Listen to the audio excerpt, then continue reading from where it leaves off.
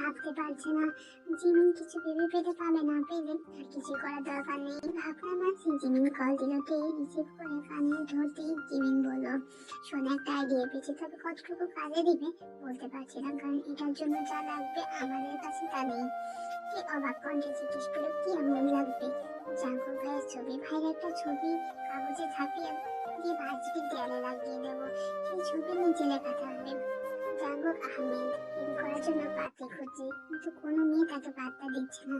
কেউ যদি ওনার সাথে প্রেম করতে আগ্রহী হন তাহলে সরাসরি ওনার সাথে যোগাযোগ করুন।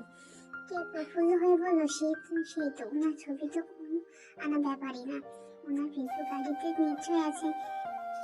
আচ্ছা রাখ, আমি খুঁজে দেখছি। জিমিন কল কেটে দিল। ফেসবুকে গিয়ে প্রথমে বাংলায় জাঙ্কুক আহমেদ লিখে চার্জ দিল। অনেকগুলো আইডি এলো, কিন্তু কে কাঙ্ক্ষিত জাঙ্কুকের আইডি এলো না। কে আবার ইংরেজিতে চার্জ দিল। এবার সবার প্রথমে জাঙ্কুকের আইডি এলো। আইডি পাবলিশ করা। টের মুখে হাসি ফুটল। জাঙ্কুকের ছবির স্ক্রিনশট নিয়ে বলল, মিস্টার জাঙ্কুক, আগামীকালের জন্য তৈরি থাকুন। বাজারে আসার পর থেকে জাঙ্কুক খেয়াল করলো কিছু কিছু মেয়েরা তার দিকে তাকিয়ে আছে। অদ্ভুত তাদের মুখভঙ্গি। জাঙ্কুকের দিক তাকিয়ে মুচকি মুচকি হাসছে। জাঙ্কুক মুখুচকে তাকালো। এদের হাবভাব তাদের কাছে ভালো ঠেকছে না। কি ইয়োনো আর সুগা এখনো আসেনি। একটা মেয়ে জাঙ্কুকের আশেপাশে ঘুরঘুর করছে আর মুচকি মুচকি হাসছে। মেয়েটি সম্ভবত ফার্স্ট ইয়ারে পড়ে। জাঙ্কুক মেয়েটিকে ডাক দিল। গুটি গুটি পায়ে এগিয়ে গেল। লজ্জায় মুখে নিয়ে রাখছে। জাঙ্কুক কড়া গলায় বলল, এই মেয়ের সমস্যা কি? আমার দিকে এভাবে তাকিয়ে হাঁটছো কেন? মেয়েটি আরেকটু লজ্জা পেল। লজ্জায় তার গাল দুটো খানিকটা লাল হয়ে উঠল। গলার স্বর নিচে নামিয়ে বলল, আপনাকে আমার বেশ পছন্দ হয়েছে। অন্য কেউ আপনাকে পাত্তা না দিলেও আমি আপনাকে পাত্তা দেব। মেয়েটির কথা শুনে জাঙ্কুক বুঝতে পারলো না কিছু। প্রকুচকে বলল, কি বলছো এসব? তোমার মাথা ঠিক আছে? যত সব উদ্ভট কথাবার্তা। মেয়েটি মুখ কালো করে ফেলল। জবাব দেওয়ার আগে সেখানে ইয়োনো আর সুগা এসে হাজির হলো। জাঙ্কুকের সামনে মেয়েটিকে উদ্দেশ্য করে ইয়োনো বলল, আপু তুমি একটু যাও তো, আমার জাঙ্কুকের সাথে একটু কথা বলবো। মেয়েটি মাথা নাড়িয়ে চলে গেল। চলে যাওয়ার সাথে সাথে জোরে জাঙ্কুকের মাথায় লাথি মারলো। জাঙ্কুক মাথা ডলে দিকে রাগী দৃষ্টিতে তাকালো। সুগা বলে উঠল, শালা এভাবে তাকাচ্ছিস কেন? কেউ তোকে পাত্তা দেয় না বলে প্রেম করার এত শখ? জাঙ্কুক সুগার কথা মানে বুঝতে পারলো না, তাই বলছে, কিসের পাত্তা, কিসের প্রেম? এবার সুগা উত্তর না দিয়ে উত্তর দিল, তোর ছবি দেয়ালে লাগিয়ে নিচে লেখা রয়েছে, জাঙ্কুক আহমেদ প্রেম করার জন্য পাত্রী খুঁজছে, কিন্তু কোনো মেয়ে তাকে পাত্তা দিচ্ছে না। কেউ যদি তার সাথে প্রেম করতে আগ্রহী হন তাকে সরাসরি ওনার সাথে যোগাযোগ করুন। জাঙ্কুক অবিশ্বাস্য চোখে তাকিয়ে থাকলো। সুগার বলা কথাটা শুনে বিশ্বাস হচ্ছে না। তাহলে চল আমাদের সাথে। জাঙ্কুক দ্বিধামত করলো না। ইয়োনো আর সুগার সাথে চলে গেল। গেট পেরিয়ে দেয়ালের দিক তাকাতে চোখ দুটো বড় বড় হয়ে গেল। সত্যি তো, অনেকগুলো মেয়ে এখনো ভিড় জমিয়ে রেখেছে। জাঙ্কুককে দেখা মাত্র কান্না বসা শুরু করেছে। কেউ কেউ হাসছে। তাদের কাছে হাসির পাত্র। রাগে জাঙ্কুকের চল শক্ত হয়ে গেল। কাউকে কিছু না বলে বড় বড় পাকলে ভার্সিটির ভিতরে চলে গেল। ক্লাসের ভিতরে ঢুকে কে আর জিমিনকে কিছু নিয়ে হাঁটছে। জাঙ্কুকের রাগটা আরেকটু বেড়ে গেল। কে সামনে গিয়ে দাঁড়িয়ে টের হাতটা ধরে টান দিয়ে দাঁড় করালো। টের সাথে জিমিনও দাঁড়ালো। টে প্রশ্ন করলো, সমস্যা কি? আমার হাত ধরছেন কেন? ছাড়েন আমার হাত। জাঙ্কুক কোনো জবাব দিল না। টের হাত ধরে টান দিয়ে নিয়ে গেল। কে বারবার হাত ছাড়াতে বলছে, কিন্তু জাঙ্কুক শুনছে না। টের পিছু পিছু জিমিনও গেল। জাঙ্কুককে কে ভার্সিটির বাইরে নিয়ে গিয়ে হাত ছেড়ে দিল। ছবিটাকে দেখিয়ে বলল, এটা কি? কে কিছু না জানার ভাব ধরে বলল, ও মা, তাই তো, এটা কি? আপনার বুঝি প্রেম করার এত ইচ্ছে? শেষমেশ কারো পাত্তা না পেয়ে কাগজে ছাপিয়ে দেয়ালে লাগিয়ে দেবেন? আর হারে বেচারা প্রার্থনা করি এবার যদি প্রেমটা হয়।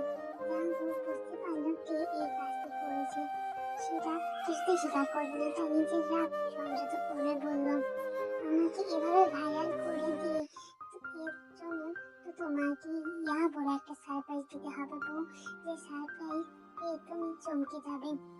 ঢেকে যাবে। কে হেসে উঠলো, মুখ ভেঙচি দিয়ে বলল, কি করবেন দেখা যাবে।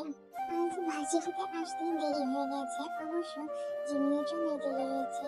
টিয়া জিমিন রিক্সা থেকে নেমে রিক্সা ভাড়া মিটিয়ে দিল।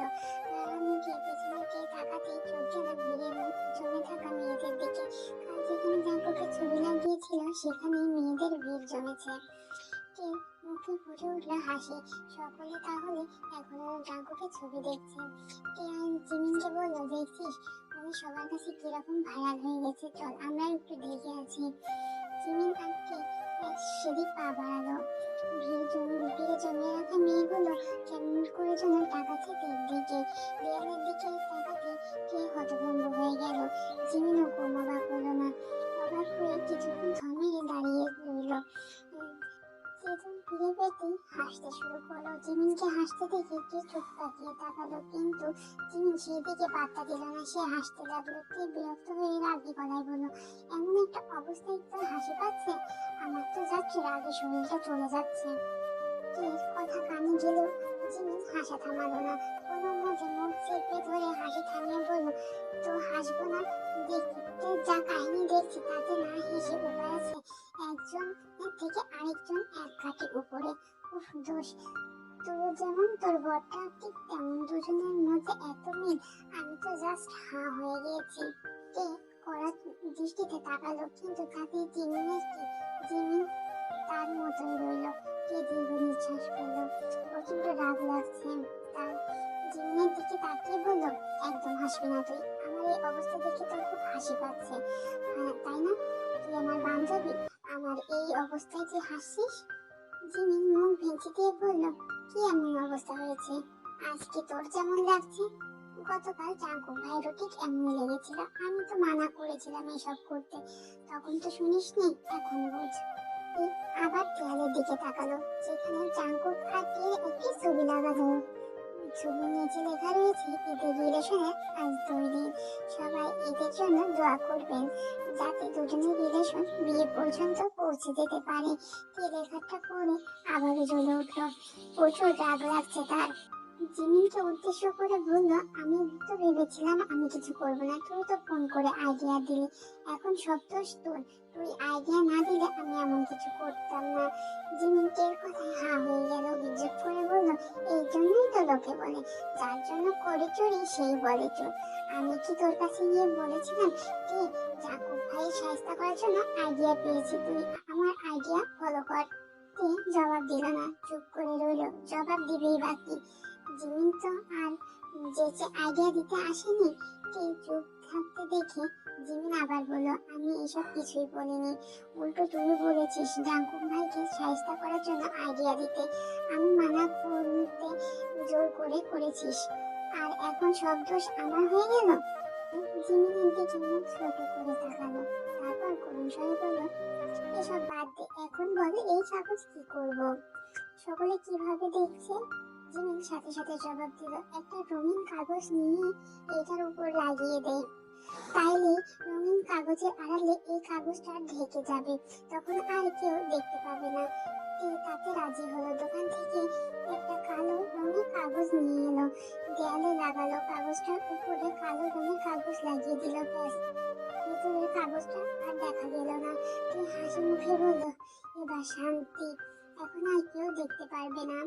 আর কাউকে দেখতে না পারলেও কে ভার্সিটিতে আসার আগে অনেকেই দেখে নিয়েছে। কে ভার্সিটির ভিতরে যেতে তার সামনে একটি মেয়ে এসে দাঁড়ালো, ভুরুকুচকে বলল, তোমরা কি ভার্সিটিতে নতুন নাটক শুরু করেছো? প্রথম যেদিন ভার্সিটিতে আসলে সকলে বুঝে নিল তুমি জাঙ্কুকের বউ, কিন্তু কালকে পোস্টে দেখি জাঙ্কুক সিঙ্গেল, কিন্তু আজকে দেখি তোমরা জাঙ্কুকের রিলেশনে আছো। যত সব কি করুণ চোখে জিমিনের মুখের দিকে তাকালো। মেয়েটা সম্ভবত তার সিনিয়র, তাই কোনো কিছু বলার সাহস পেল না, চুপ করে রইল। নিরাপত্তা দেখে মেয়েটি বুঝে নিল জাঙ্কুকের সাথে সত্যি কে রিলেশনে আছে। এর দিকে কড়া দৃষ্টিতে তাকিয়ে চলে গেল। মেয়েটি চলে যেতে রাগে ফেটে পড়ল। একমাত্র ওই জাঙ্কুকের জন্য এতগুলো কথা শুনতে হলো। দ্রুত পায়ে হেঁটে চলে গেল ক্লাসে। ক্লাসে গিয়ে আরেক কাহিনী। আয়ুর্দের সামনে এসে দাঁড়িয়ে কঠিন স্বরে বলল, সব তোমার প্ল্যান তাই না? ভার্সিটিতে সকলের সামনে জাঙ্কুকে গার্লফ্রেন্ড সেজে বসে আছো, ইচ্ছে করে দেয়ালে পোস্টার লাগিয়েছে যেন সবাই জানে তুমি জাঙ্কুকের গার্লফ্রেন্ড। কিন্তু সেই দিন তো মুখ দিয়ে অন্য কথা বের হয়েছিল। তেল চোখ পাকিয়ে তাকালো, কৌতূহল করেই বলল, আমি তো তোমার জাঙ্কুকের গার্লফ্রেন্ড হওয়ার জন্য মরে যাচ্ছি। দেখো আমার প্রাণ যায় যায় অবস্থা।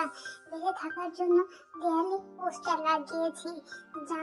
না হলে যদি জাঙ্কুকের বিরহে আমার মরণ হয়, যত সব আজয়েরা পেশাল। কথা টিকে বিরক্তি নিয়ে বলল। আয়ু আয়ু রানী দৃষ্টিতে তাকিয়ে বলল, এখন তো আজরা পেঁচালি বলছো, কিন্তু সকলের কাছে তো ঠিকই জাঙ্কুকের গার্লফ্রেন্ড সেজে বসে আছো।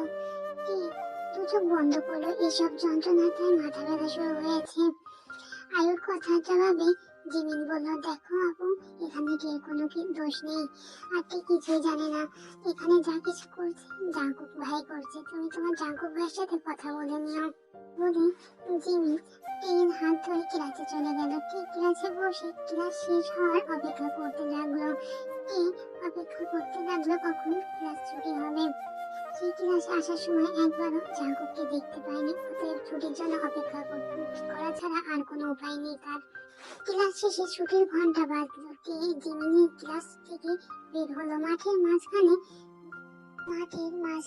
জাঙ্কুক সুগায় ইওনো দেখা গেল। জাঙ্কুকের সামনে গিয়ে দাঁড়ালো। জাঙ্কুক দেখে হেসে বলল, সার্কাসটা কেমন লাগলো বউ? দারুণ না? পাশ থেকে ইওনো বলে উঠলো, আর কি বলছিস, দারুণ তো লাগবেই। এটা আবার জিজ্ঞেস করার কি আছে? এখন সবাই জেনে গেছে ভাবি তোর গার্লফ্রেন্ড। এখন কেউ ভাবিকে বিরক্ত করবে না। আপনারা কিন্তু বেশি বেশি করছেন। আমার সাথে এমনটা করা কি খুব দরকার ছিল? এমন হেনস্থা না করলেই হতো না? আমার হেনস্থা করে খুব মজা পাচ্ছেন তাই না? এই কথায় জাঙ্কুক হেসে বলল, শুরুটা তো তুমি করেছো বউ, আমি না হয় শেষটা করলাম। দীর্ঘ নিঃশ্বাস পেল। দেখুন, শুরু শেষ কিছুই আর দরকার নেই। আপনি আপনার মতন থাকুন, আমি আমার মতন থাকি। আমরা কেউ কিছু আর করবো না। এত তাড়াতাড়ি হেরে গেলে হবে? যুদ্ধ তো এখনই শুরু হলো না, আর তুমি এত জলদি হার মেনে নিলে? তোমার থেকে এটা আশা করিনি বউ। তীরটা ধীরে ধীরে বাড়তে লাগলো। এই ছেলেটা কিছুতেই শান্তিতে থাকতে দিচ্ছে না, কোনো না কোনো ভাবেই লাগিয়ে দেয়।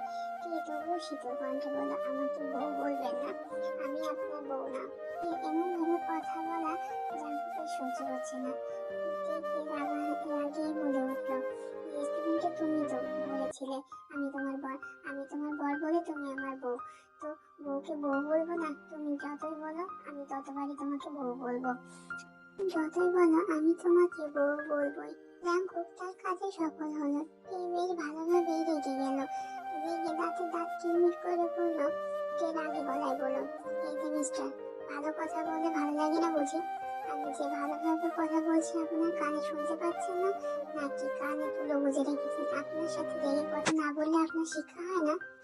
জাঙ্কুকের কাছে এগিয়ে গেল, গলার স্বর নিচে নামিয়ে বলল, রেগে কথা বললে তো শিক্ষা হয় না, শিক্ষা হয় স্কুল কলেজ ভার্সিটিতে পড়লে। আমার শিক্ষা হয়ে গেছে। তুমি এমন শান্তভাবে কথা বললে আমার ভালো লাগে না। আমার বউকে রাগলেই সুন্দর লাগে। কে আগে দৃষ্টিতে তাকিয়ে বলল, আপনি মানুষটা আসলেই বিরক্তকর। ভার্সিটিতে আজ নবীনবরণ অনুষ্ঠানের আয়োজন করা হয়েছে। ভার্সিটির সকল রঙে রাঙানো হয়েছে। এক একজন এক এক রকমের পোশাক, মনে আনন্দ। জাঙ্কুক বাইকে হেলান দিয়ে দাঁড়িয়ে রয়েছে। একবার এ পাশে তাকাচ্ছে, তো একবার ও পাশে, আবার গেটের দিকে তাকাচ্ছে। সম্ভবত কাউকে খুঁজছে। জাঙ্কুকের এমন করতে দেখে ইওনো ফ্রেশ হয়ে বলল, কি রে মামা, কাউকে খুঁজছে বুঝি? তোর বউ এখনো আসেনি, আর অমন ছটফটানি শুরু হয়ে গেল? জাঙ্কুক মুচকি হেসে বলল, কি করবো বল, তোর সাথে ঝগড়া করাটা বড্ড মিস করছি। বউ কত সুন্দর করে ঝগড়া করতে পারেন। চোলা পাশ থেকে বলে উঠল, শালা এমন ভাবে বলছে যেন নিজের বিয়ে করাবো। বিয়ে না করে এইসব বলছিস, বিয়ে করলে না জানে কি বলবি। ইওনো ওবার কথায় বিদ্রুপ করে বলল, বিয়ে না করে সংক্ষেপে বলছে বিয়ে, আর যখন বিয়ে করবে তখন ইতিহাস বলবে। কথাটা বলেই হাসতে লাগলো। ইওনোর সাথে সুগাও তাল মিলিয়ে হাসতে লাগলো। দুজনকে হাসতে দেখে জাঙ্কুক